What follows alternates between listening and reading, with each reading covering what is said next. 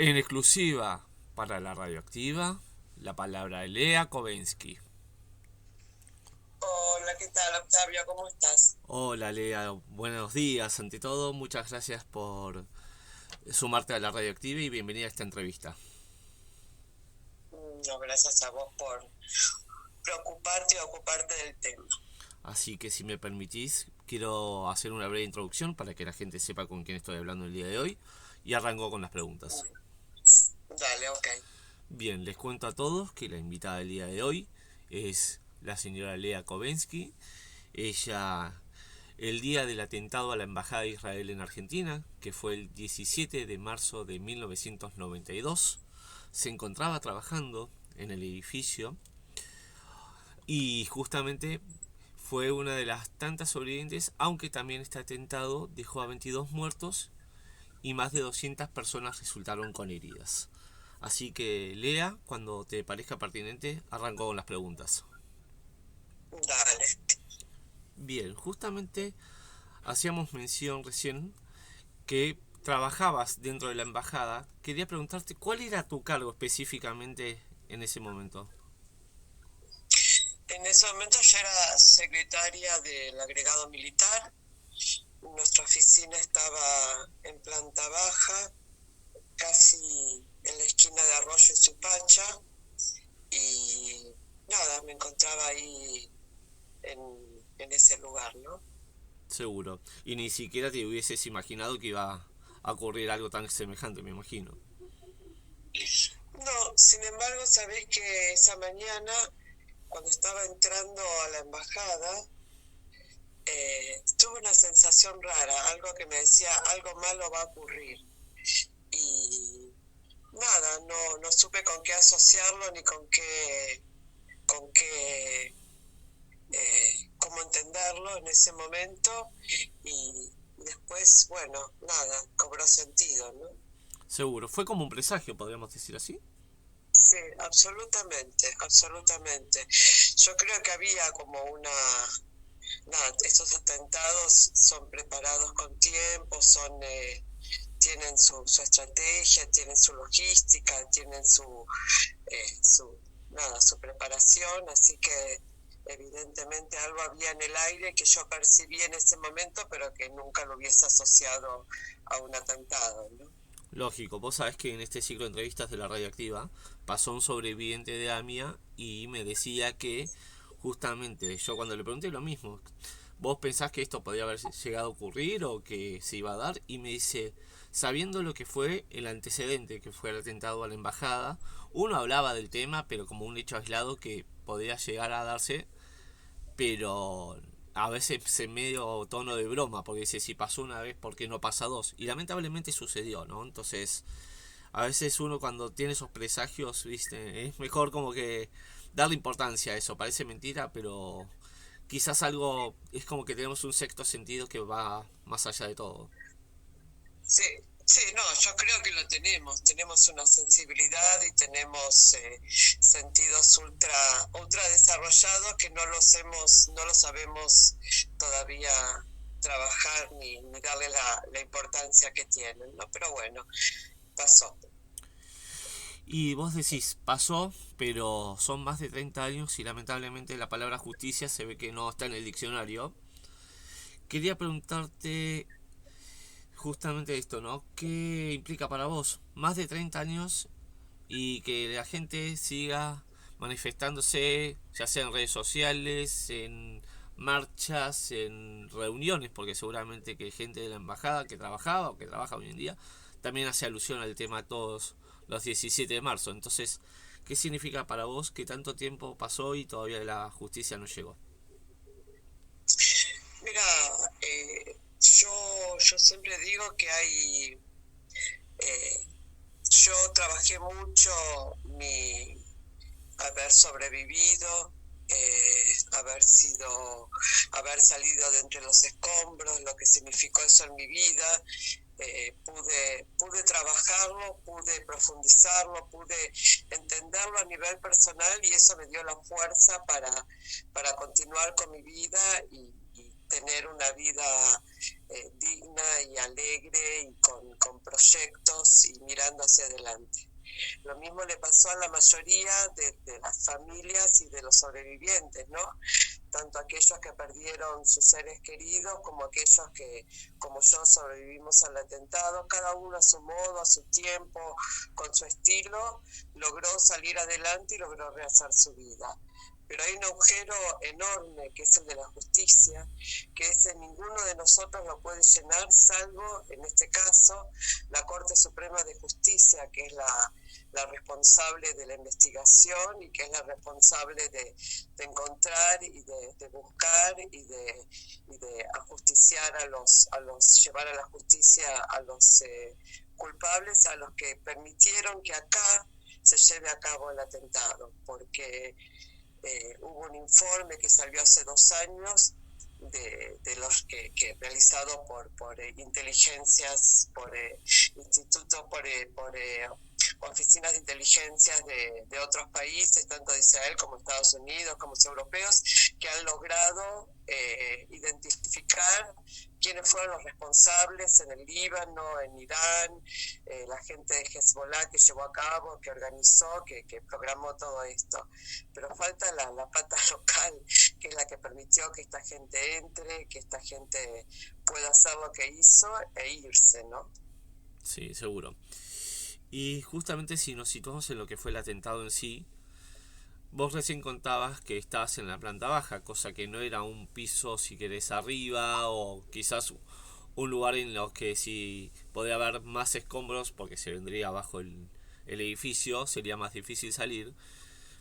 Hay una persona que siempre se nombra cuando se habla de los sobrevivientes, en este caso el tuyo en particular, que es Bruce Willison, que es un marín de la Armada de Estados Unidos. Entonces quería preguntarte justamente, cuando uno te nombra a Bruce Willison, que fue la persona que te ayudó a salir, por más que vos, cuando contabas en otra entrevista con un colega, decías que veías medio a lo lejos entre el polvo y los escombros, pero él fue el que realmente te ayudó a salir.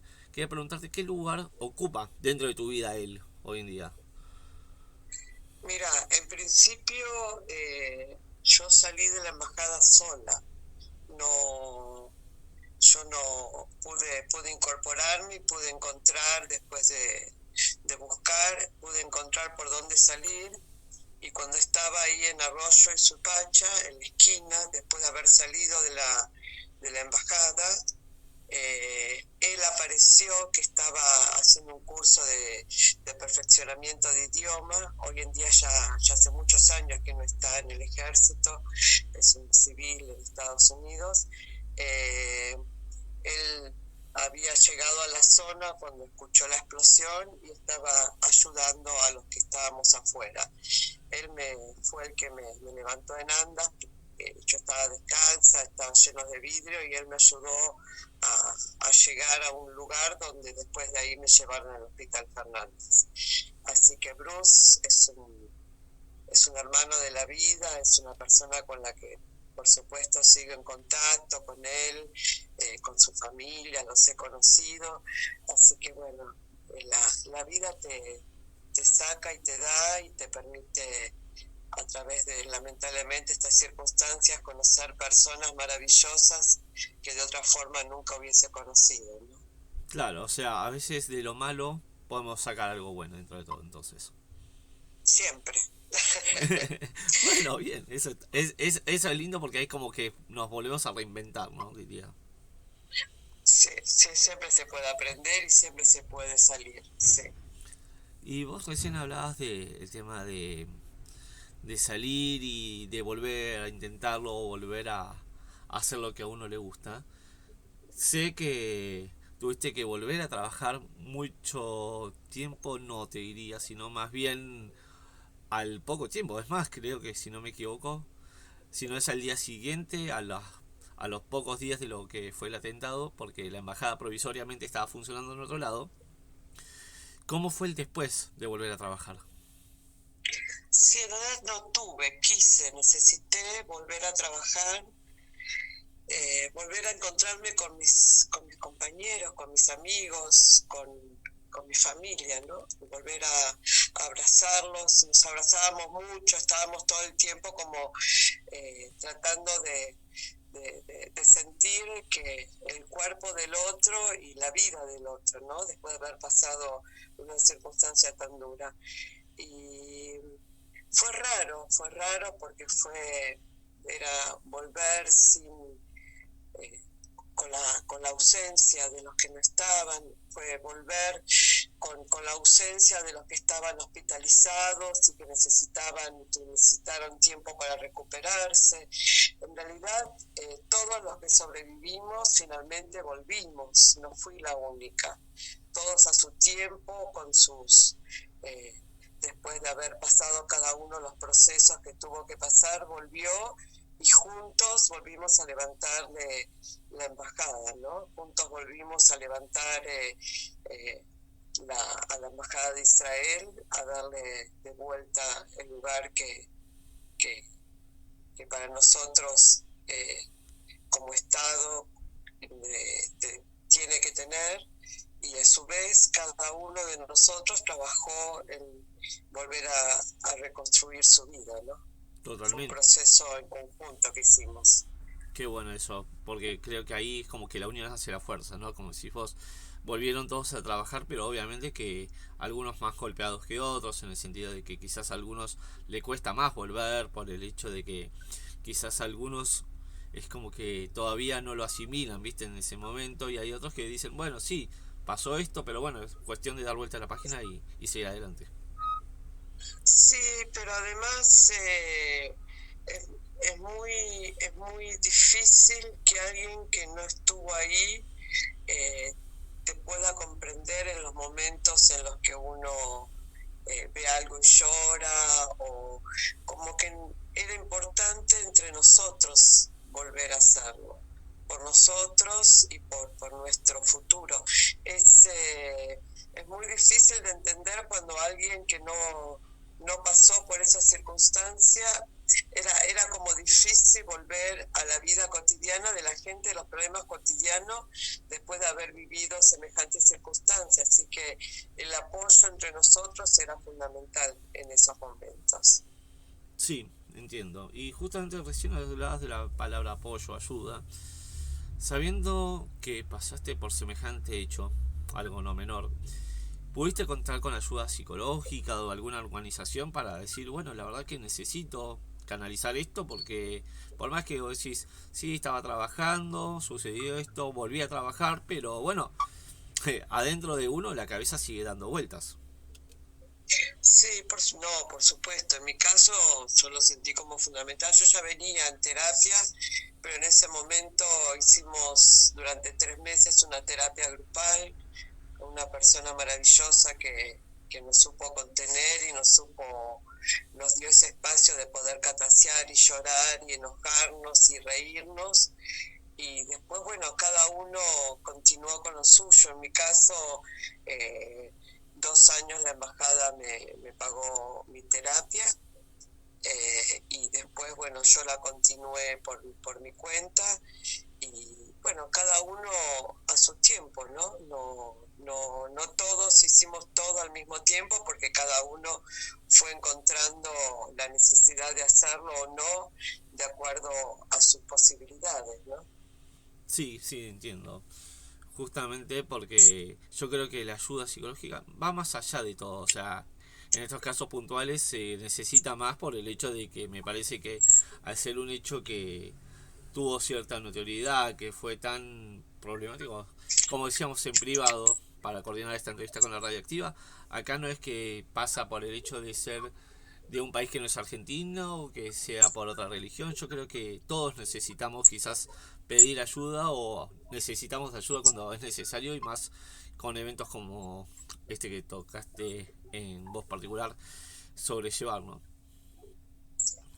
Sí, no, por supuesto, pero no todo el mundo, terapia no es un espacio fácil, es un espacio donde eh, abrirse, exponerse, sacar digamos, lo que uno tiene adentro, lo mejor, lo peor, lo que uno se le ocurre y acomodar esos tantos, no es algo tan, no creo que sea algo simple. Y hay gente a la que yo también, por supuesto, respeto mucho, que cree que puede hacerlo solo y también está bien, ¿viste? Yo creo que todas las tecnologías, las diferentes especialidades están al servicio de uno y uno las toma cuando puede, cuando quiere, cuando las necesita y cuando puede sostenerlas, que no es fácil.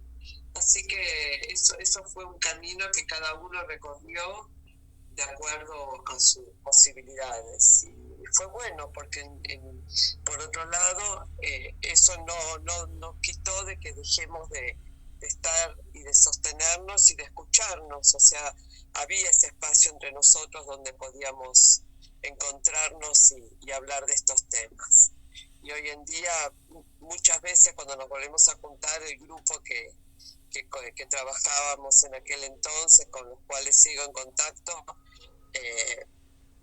muchas veces surge el tema y nos acordamos de momentos maravillosos que hemos pasado antes del atentado y momentos maravillosos que pasamos después del atentado, y también recordamos a la gente que ya no está, que ya no que falleció en ese momento, y es todo parte de nuestra relación. Eso forma parte de nuestra relación. Sí, me imagino. Y recién decías que el tema de la gente que ya no está, que lamentablemente fue bastante, y te ha tocado muy de cerca, muy cercano a alguien que eras muy afín con esa persona que lamentablemente falleció, y que decís, hoy quizá lo pensás y decís, ¿por qué pasó esto? Y bueno, lamentablemente esta persona falleció, ¿no? ¿Vos lo decís por Marcela? No digo por casos puntuales, simplemente digo, sí sé que es una de las víctimas, no, pero... por supuesto, sí. No. Una, digamos, si bien tenía relación con todos, porque era un espacio muy familiar, muy de encontrarnos, muy de estar juntos, muy de compartir muchos momentos. Sí, viste, Marcela, justamente los otros días, la mamá de ella vive acá a un par de cuadras de casa, y nos vemos y estamos, y la veo a ella bien y eso me pone bien también. Así que sí, hemos salido adelante, todos hemos salido adelante, Octavio. Por suerte de estas situaciones se encuentran salidas, ¿no? A pesar del dolor y a pesar de la pérdida. Claro. Y justamente, ya para ir redondeando un poco, porque la verdad es que sé que es un tema delicado, también tus tiempos son un tanto cortos, y la verdad es que no queríamos dejar por alto de hacer esta entrevista, ya que desde el primer momento que te convoqué dijiste que sí, que era cuestión de coordinar para hacerla, y te brindaste, por eso también el agradecimiento por sobre todas las cosas. Quería preguntarte eso, ¿no? Que vos decís, nos acompañamos y demás cuestiones. Si me permitís, me gustaría contar a la audiencia de la Radioactiva que vos me contabas que hoy en día ya está jubilada, pero como que por más que pasó el tiempo decís, me sigo reuniendo con mis compañeros, con familiares también. Quería preguntarte, ¿cuánto tiempo más seguiste vinculada a la Embajada de Israel y qué significa para vos el hecho, más allá de lo que fue el atentado, el hecho de haber formado parte de la historia, o formar parte, porque todavía sigue vigente, de la Embajada de Israel en Argentina? A ver, para mí, en principio, decirte que el tema de la embajada no es un tema en esta sociedad, a pesar de que para mí es un hecho importante que pasó en la historia de este país, de mi país, de esta sociedad. Y lamento mucho que no se estudie en profundidad, que no se hable del tema, que no se toque el tema en las escuelas, que sea un tema solamente prácticamente de los que sobrevivimos, de los familiares y de algunos interesados. Para mí, ser parte de la Embajada de Israel fue un orgullo. Yo me sentí que ese era mi lugar de trabajo, que era mi lugar de pertenencia. Yo además, bueno, soy judía y por supuesto que apoyo al Estado de Israel, y me parece como un lugar importante de mi historia, ¿no? El haber trabajado y haber sido parte de ese staff. Perfecto. Así que Lea, nuevamente te agradezco. La verdad es que sé que seguramente te cuesta hablar un poco del tema, porque ya sé que mucha gente te habrá entrevistado y demás, pero cada vez que se habla del tema me imagino que todas las sensaciones vuelven a reaparecer, ¿no? Es como que se siente más cerca el momento que fue el atentado, y la verdad es que supiste entender que esta entrevista va más allá, no solamente hablar de lo que sucedió, sino también conocerte a vos, porque ante todo sos una persona como cualquiera de los invitados que pasan por este ciclo de entrevistas y cualquiera de nosotros. Entonces, agradecerte, y bueno, para despedirnos, quería preguntarte qué tal la pasaste con esta entrevista. Obviamente que, como te digo recién, fue un tema delicado del cual se habló, pero traté desde mi lado de profesional de llevarlo con la mejor entereza posible. Y por favor, pedirte un saludo para la radioactiva, y sabes que cualquier cosa, sea un 17 de marzo, un 30 de agosto, la fecha que quieras hablar, la radioactiva te deja las puertas abiertas, y te vamos a enviar la entrevista para que la puedas difundir vos también. Dale, muchísimas gracias. Bueno, no, por supuesto me sentí muy cómoda. Agradezco mucho la sutileza de las preguntas y el cuidado en el tema. Así que gracias a la radio, y gracias a vos por darme este espacio para poder hablar de este tema. Por favor, un placer. Así que cualquier cosa nos mantenemos en contacto. Dale, un abrazo muy grande. Un abrazo grande.